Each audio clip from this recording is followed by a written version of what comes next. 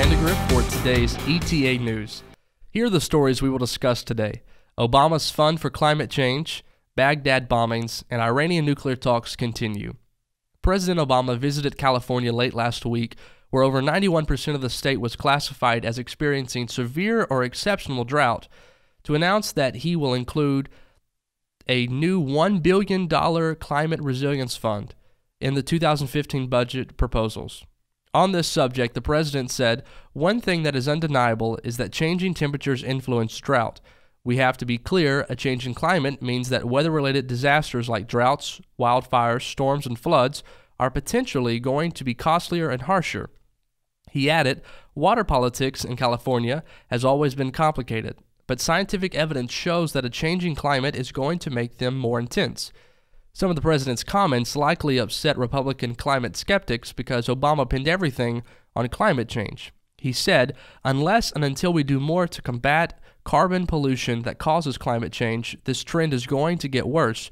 We are going to have to stop looking at these disasters as something to wait for, and we have got to start looking at these disasters as something to prepare for, to anticipate, to start building infrastructure."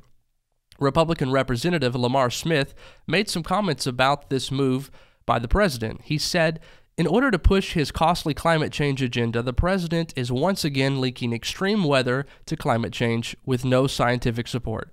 Drought is a serious problem that should not be used to justify a partisan agenda or a new billion-dollar climate change fund."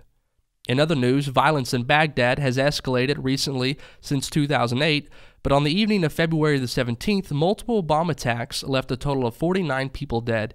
In the worst attack, a minibus blew up at a bus station in the neighborhood in northern Baghdad, leaving at least 11 people dead according to the police, and setting several other vehicles on fire.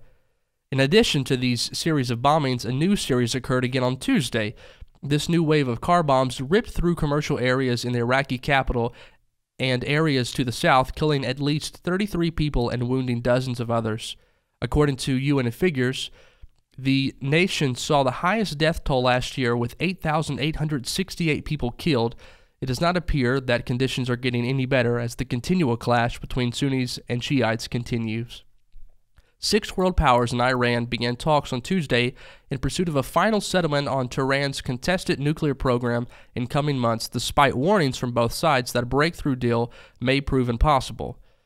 Iranian Supreme Leader Ayatollah Ali Khamenei, the man with the final say on all matters of state in the Islamic Republic, stated again on Monday that talks between Tehran and the 6 world powers will not lead anywhere, while also reiterating that he did not oppose the delicate diplomacy.